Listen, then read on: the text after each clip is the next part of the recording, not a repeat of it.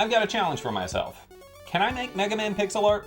And that seems like a silly question, given that I spent my entire childhood making pixel art of Mega Man characters. But the vast majority of those were edits of existing Mega Man sprites. I wasn't really doing anything new. Now that I've gotten back into pixel art, that has led to one very important question. Can I make Mega Man pixel art that's not a sprite edit?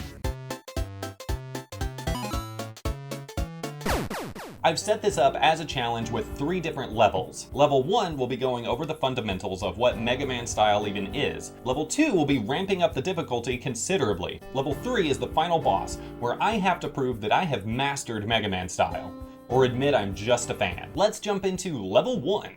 Anatomy study. We're going to take 2 different characters from different video games and apply the Mega Man art style to them. I decided I would draw these characters out one body part at a time.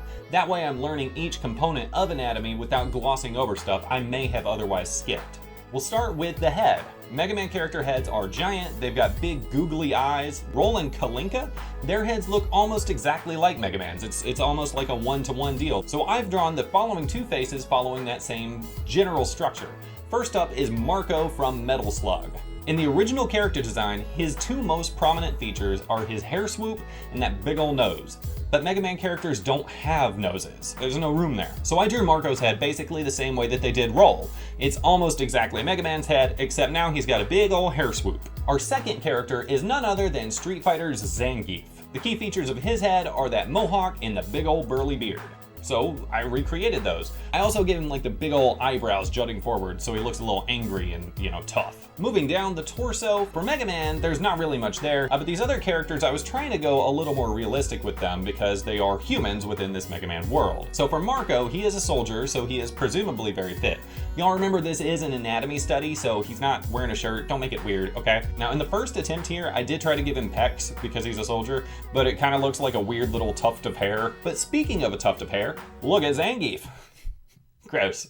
As for the arms and hands, Mega Man's are just big old oven mitts, so I just kind of did the same exact thing with Marco for now. For Zangief, the primary focus was just on getting his muscles to look right, which is one of my weakest areas. For the legs and feet, Mega Man's got big old huge clunkers. But honestly, with Marco, once I got this far, I realized that the whole sprite wasn't working. It's honestly just not very good, and I couldn't really see that until I made it to where I was supposed to do the feet.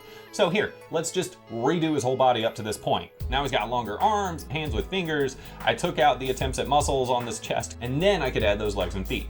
Now as for Zangief, I went back and shrank his torso a little, shaped up the arms a little bit more, and I also gave him hands instead of pincers. Before we move on, let's go ahead and throw some clothes on them. You got decency. Yes, Zangief was much easier than Marco. I'm a big believer that in order to make anything real, you have to do it twice. First time could be a fluke. So let's slide into level 2. Make it real. You don't normally actually draw characters one body part at a time, that was just for this study. Now in the games themselves, they have very unique standing idle poses instead. So let's draw that. Marco first. In Procreate, I made an incredibly rough sketch of the character in his signature pose. The biggest struggle was keeping the sketch at 8-bit proportions. I'm honestly really not used to doing that. I then imported that drawing into Pixaki as a reference layer. Mega Man games tend to keep the same head for most of the sprites, so I just copied and pasted the head, and the main challenge would be the arms, so I went ahead and started there. Mega Man characters have very stubby arms, so I was worried about that arm's ability to actually cross the body without blocking the face. And it's not really even a Mega Man-ish pose. Any characters who have a weapon like this normally are holding it off to the side, so this would be a real challenge. And my second concern was with his boots. They're both black, and in the pose I've got him in, they're both going to blend together, so for now I separated them.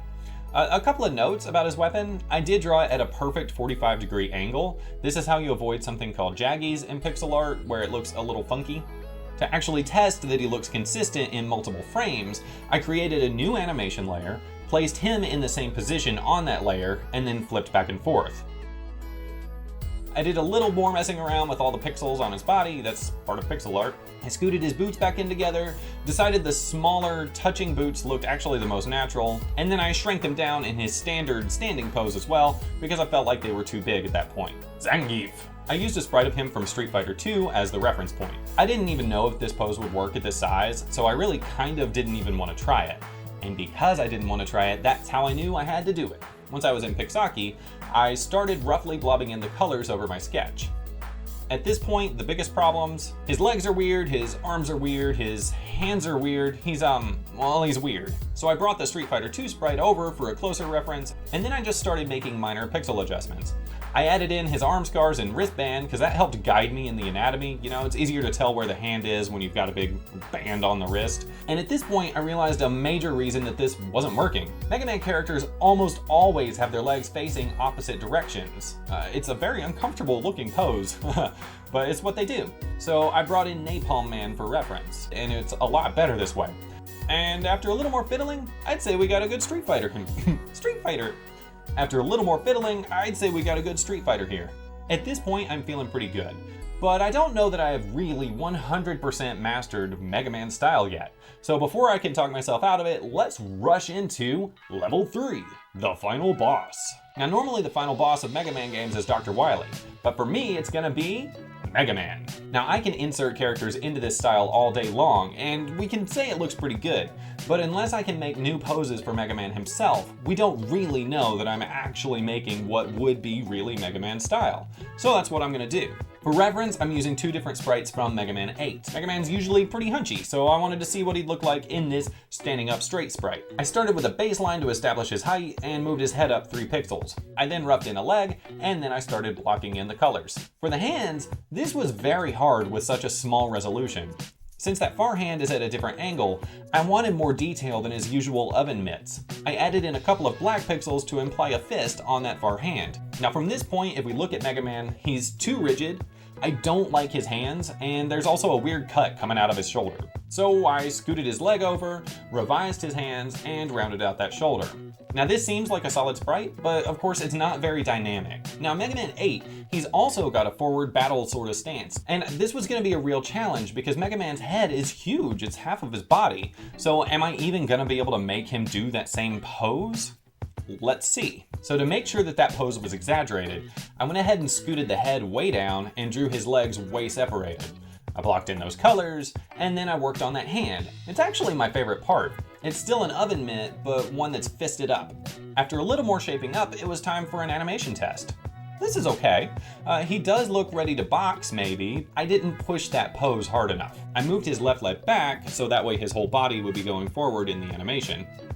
And I also adjusted his hand and a few random pixels, you know how it goes. And voila, super fighting robot. Oh, final boss round 2, Dr. Wily's Revenge.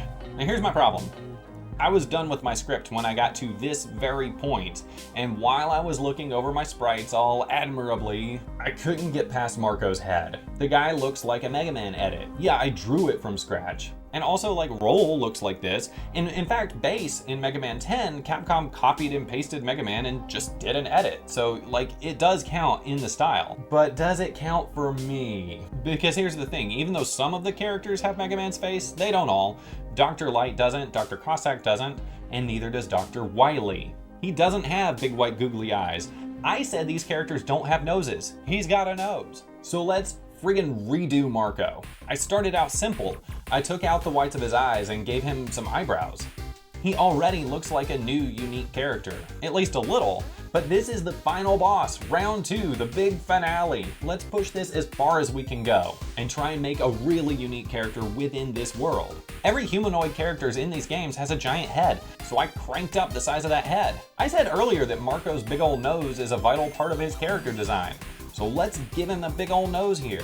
Now, he still doesn't look quite right to me, at least I don't think so. I spent a very long time trying to figure out his mouth, actually, like probably an hour and a half. But here's the thing, Dr. Wily, he doesn't have a mouth because he's got that big old mustache. Proto Man, he doesn't have a mouth because he's got those big old sunglasses. And Marco shouldn't have a mouth because he's got that big old nose. Bam bam pow, we've got Marco now. And that's it.